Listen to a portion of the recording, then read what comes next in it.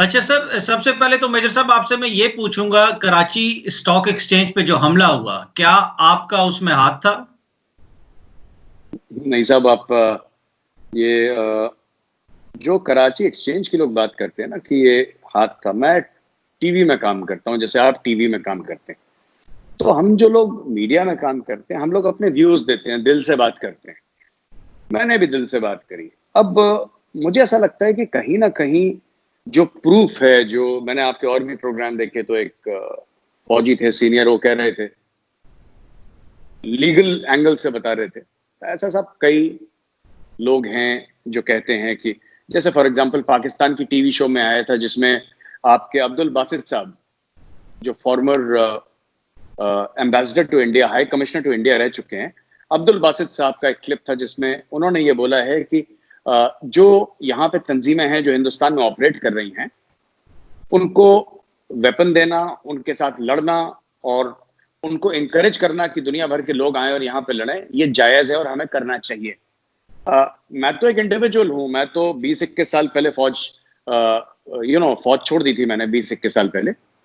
तो मेरा तो कोई ऐसा ऑफिशियल कैपेबिलिटी नहीं है या मैं कोई ऑफिशियल पोजीशन पे नहीं हूँ, बट अब्दुल बासित साहब एम्बेसडर रह चुके हैं, हाई कमिश्नर रह चुके हैं, पढ़े लिखे आदमी हैं और वेल नोन पर्सनालिटी हैं।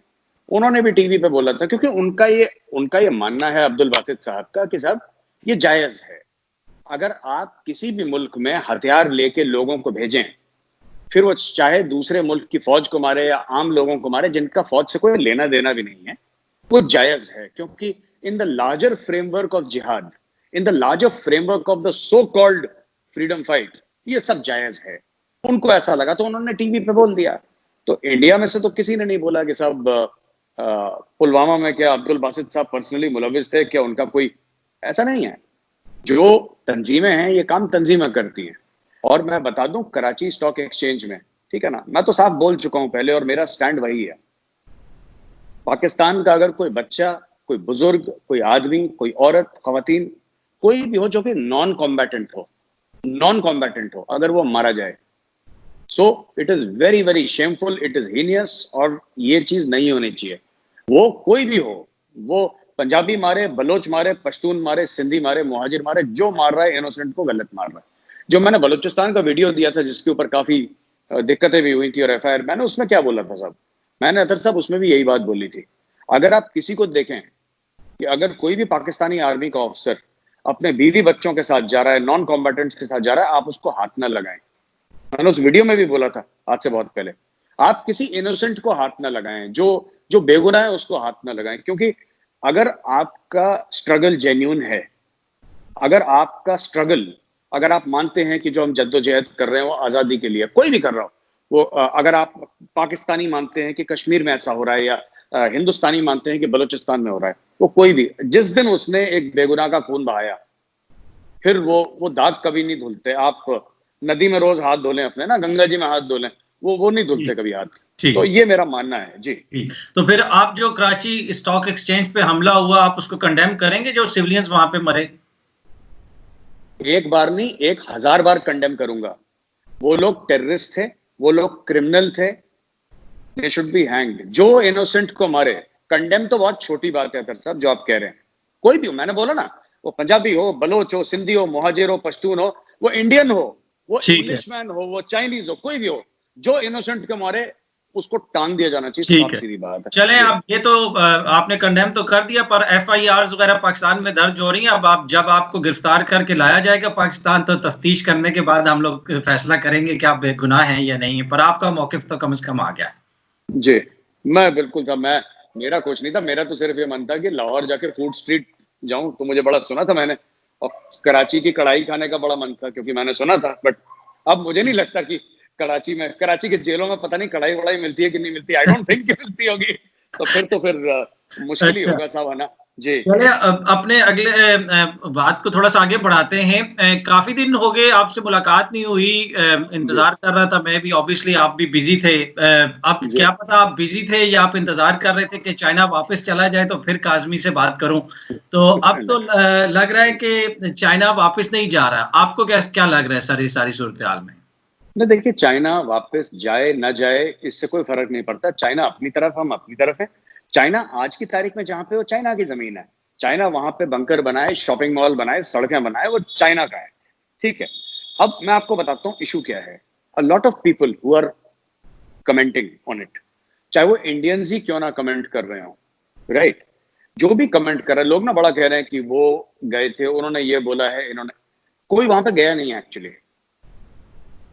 कोई भी गलवान गया नहीं है, कोई भी पेंगोंग सो, मतलब गया नहीं, मतलब पहले की बात नहीं कर रहा। जब से पूरा मसला शुरू हुआ है तब के बाद वहां पे कोई सिविलियन थोड़ा ना गया है, वहां पे कोई मीडिया वाला नहीं गया। ये सब अपनी लोगों की खुद की सोच है। तो जो लोग कहते हैं, तो चाइना जाए, वहां पे रहे, चाइना की मर्जी है। अपनी जमीन में जब तक चाइना है, हम कुछ नहीं कह सकते चाइना को। लेकिन एक बात मैं अतर साहब आपको बता दूं, जो मुझे बहुत बुरा लगा, राइट, एज अ सोल्जर मुझे बुरा लगा, एज अ फॉर्मर सोल्जर। साहब देखिए, साफ सीधी बात है कि हमारे जो जवान वीरगति को प्राप्त हुए, हमारे 20 जवान जो थे, हमने अपने 20 जवानों को पब्लिकली ऑनर करा। हमने बात छुपाई नहीं कि हमारे जवान नहीं रहे और वो लड़ते लड़ते जिसको इंग्लिश में कहते हैं ना कि दे वर मार्टर्ड व्हाइल फाइटिंग और दे फेल व्हाइल फाइटिंग। हमने कभी इस चीज को हाइड नहीं करा, क्योंकि इंडिया में, because it is a democracy, you cannot hide. आप छुपा नहीं सकते। हिंदुस्तान में छुपते नहीं छुपती आप। मैं ये नहीं कह रहा कि किसी ने पहले भी, हमारी 70-72 साल में कितनी लड़ाई हुई है पाकिस्तान के साथ, चाइना के साथ, कि कभी किसी ने छुपाने की कोशिश करी हो ना करी हो, मैं उस बात पे नहीं कह रहा। मैं कह रहा हूं इंडिया में पॉसिबल नहीं है, ना स्टेट का ना आर्मी का कभी ऐसा इंटेंट है। लेकिन चाइना ने अपने एक बंदे को ऑनर नहीं करा।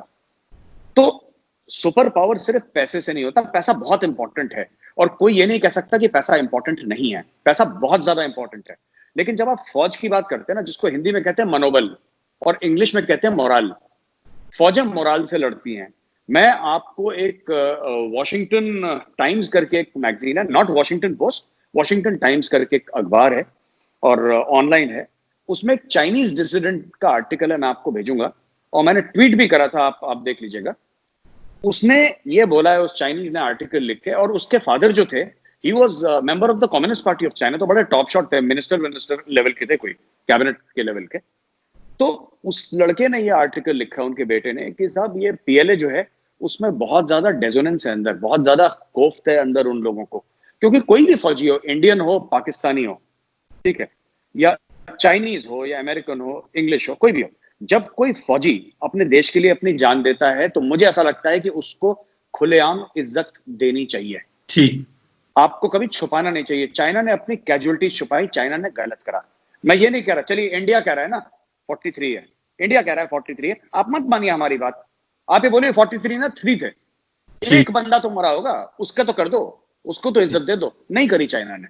ठीक। अच्छा सर, ये जो क्लेम करते हैं हमारे इंडियन दोस्त के चाइना के 43 मरे, कुछ इंडियन दोस्त ने तो यहां तक कह दिया कि 200 से ज्यादा मरे। तो अब does it make sense major sahab के एक पोस्ट पे आप लोग गए हैं, आपने उनके ज्यादा बंदे मारे हैं और उनको ज्यादा नुकसान पहुंचा है, गर्दनें तोड़ दी हैं, पर वो उधर ही हैं और आप लोग वापस आ गए हैं। तो ये डज इट मेक सेंस कि अगर उनको मार पड़ी थी वो तो वापस भाग जाते ना, वो एरिया छोड़ देते, वो पोस्ट छोड़ देते, वो जिधर वो आए हुए।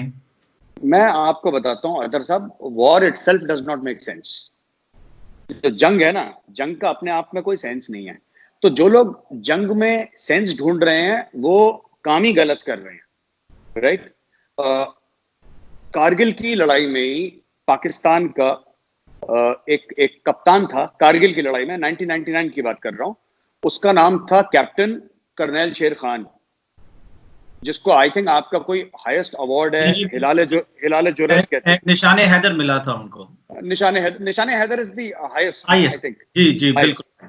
हमारे यहाँ जैसे परमवीर चक्र होता है, एग्जैक्टली, ही गॉट निशाने हैदर, राइट? मैं आपको बताता हूँ कहानियां, ये एक इस कहानी के थ्रू बताता हूँ आपको। आपको पता है क्या हुआ था? उस आपके जो कप्तान साहब थे, उनकी स्टोरी क्या थी? उन कप्तान साहब की, कैप्टन कर्नल शेर खान की ये स्टोरी थी कि उसने 8 सिख रेजिमेंट थी इंडिया की, जिसमें सिख हैं, सरदार हैं, और जब उन्होंने अटैक करा तो कैप्टन कर्नल शेर खान ने काउंटर अटैक करा, और कैप्टन कर्नल शेर खान के सारे जवान मारे गए, लेकिन वो बंदा अकेला लड़ता रहा। He kept on fighting alone. वो अकेला लड़ता रहा, और वो तब तक लड़ता रहा जब तक वो अपने मुल्क के लिए शहीद नहीं हो गया। ये आपकी फौज, पाकिस्तानी फौज का कप्तान था, और उसका जो नाम था ना, माँ बाप ने दिया था शेर खान, नाम गलत नहीं दिया था, नाम सही दिया था। वो शेर की तरह लड़ा। अब क्या हुआ कि जब वो खत्म हो गया, मर गया वो कैप्टन कर्नल शेर खान, वो नॉर्दर्न लाइट इन्फेंट्री का ऑफिसर था शायद, if I am not mistaken. जी जी। तो उसकी बॉडी लाए, और जब उसकी बॉडी वापस पाकिस्तान को दी तो एक हमारे ब्रिगेडियर एमपीएस बाजवा, जो वहां पे ब्रिगेड कमांडर थे, जिस ब्रिगेड के अंदर 8 सिख थी, जिसने वो लड़ाई लड़ी थी, ब्रिगेडियर एमपीएस बाजवा ने एक नोट लिखा, और जो आपका कैप्टन था जो शहीद हुआ था, उसका एक नोट लिखा और नोट जेब में डाला उसके, और वो नोट के साथ उसकी बॉडी पाकिस्तान को वापस दी। और उस नोट में लिखा था कि ये जो ऑफिसर है, ये बहुत बहादुरी के साथ लड़ा है, और हम इस ऑफिसर को सैल्यूट करते हैं और इस अफसर की बहादुरी की कदर करते हैं। तो हमें इंडियन आर्मी में यह सिखाया गया है कि दुश्मनी में भी शराफत होनी चाहिए। हम दुश्मन हैं, लेकिन हमारी दुश्मनी में शराफत है, और ये प्रूफ है, ये सबूत है। आप जाके इंटरनेट पे चेक करेंगे, और उसके जो फादर हैं, कैप्टन कर्नल शेर खान के फादर हैं, वो आई थिंक पठान था, वो पश्तून था, वो कहीं जी जी, उधर का। बिल्कुल बिल्कुल, खैबर पख्तूनख्वा से उनका ताल्लुक था। और ये ब्रिगेडियर एमपीएस बाजवा साहब की जो चिट्ठी वो साथ आई थी, वो बाद में मीडिया वगैरह पे भी शेयर हुई। तो ये मैं आप सेकंड करता हूँ जो आप कह रहे हैं। तो वो अतर जी, देखिए ऐसा है ना कि लड़ाई है, ठीक है, एक दूसरे को जब मिलेंगे तो फौजें एक दूसरे को काटेंगी, फौजों का वो धर्म ही वही है, लड़ना ना, फौज तो लड़ेंगी, लेकिन दुश्मनी में शराफत बहुत इंपॉर्टेंट है। अब आपने बोला ना कि वो आगे आए पीछे आए, देखिए साहब, ऐसा है कि चीन की फौज बड़ी है, इंडियन आर्मी से वर्ल्ड की लार्जेस्ट फोर्स है चीन की, इसमें कोई डिनाई नहीं कर सकता। चीन के पास पैसा ज्यादा है, इसमें भी कोई डिनाई नहीं कर सकता, ठीक है।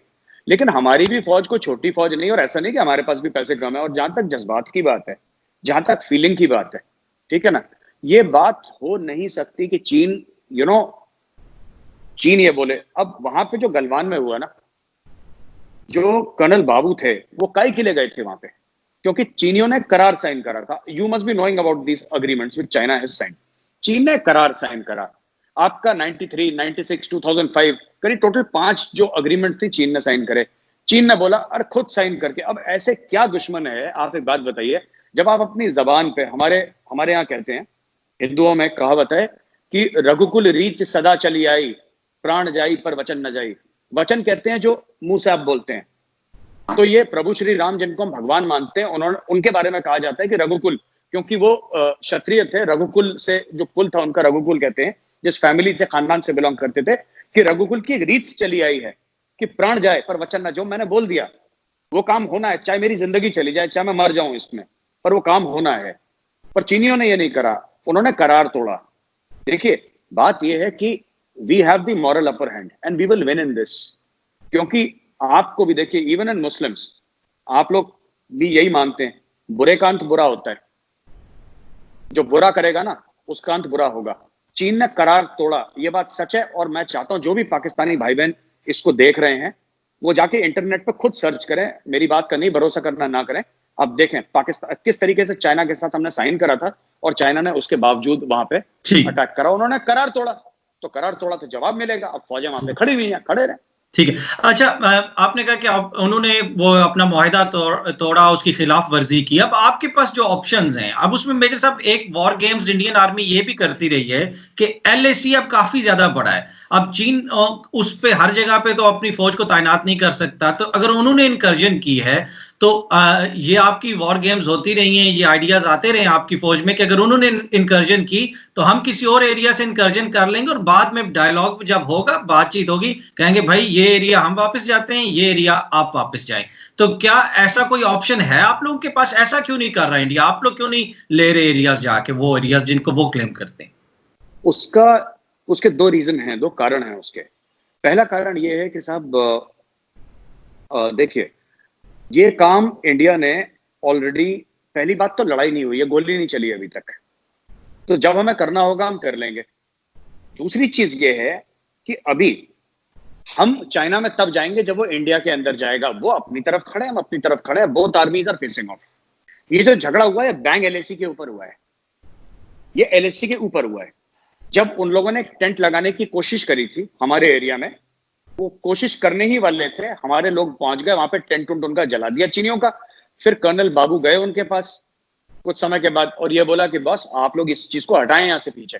आप नहीं, मतलब आप लोगों ने बोला था, आप लोगों ने मुआहिदा साइन करा, वहां पे झड़प हुई थी। फिर जो चाइनीज की कुटाई हुई थी वहां पे, वो बात की बात है। दूसरी चीज, हाँ, आप 1965 वॉर जो है, जो दिफाए पाकिस्तान के, उसके भी लोग समझते हैं, दिफाए पाकिस्तान की बात करते हैं। 1965 में क्या हुआ था, जब पाकिस्तानियों ने अटैक करा था अखनूर, एक जगह है ना जम्मू में हमारी, एक जगह अखनूर, जो JNK यूनियन टेरिटरी, उसमें एक जगह अखनूर। जब अखनूर में अटैक करा था, तो जो उसका जो रिपरकशन हुए थे वो पंजाब में हुए थे, जब वो लाहौर के पास पहुंचे थे। It is the same philosophy, ये ट्राइड एंड टेस्टेड है। जब ऐसा लगेगा कि चीनी अंदर घुसने की कोशिश करें, हम कहीं और से अंदर घुस जाएंगे। ये डोकलाम में चाइना वापस क्यों गया था, जो पिछले साल हुआ था ना डोकलाम, चाइना क्यों वापस गया था? डोकलाम एक्चुअली 3 कंट्रीज में डिवाइडेड है, लोगों को नहीं पता। और इंडियन मीडिया में भी कुछ लोग चिल्लाने लगे, वो media you know how it is everywhere, आपका भी हमारा भी एक ही जैसा है। ओ साहब आ गए जी डोकलाम में, उनको यही नहीं पता मीडिया वालों को, डोकलाम 3, भूटान में भी डोकलाम है, इंडिया में भी डोकलाम है, चाइना में भी डोकलाम है। अब चाइना अगर अपने डोकलाम में सड़क बना रहा है तो हम चाइना को नहीं रोक सकते। और अगर हाँ भूटान में सड़क बनाने की कोशिश करेगा, then they will have to face Indian army, क्योंकि भूटान की सिक्योरिटी की गारंटी इंडिया लेती है, ये बात है।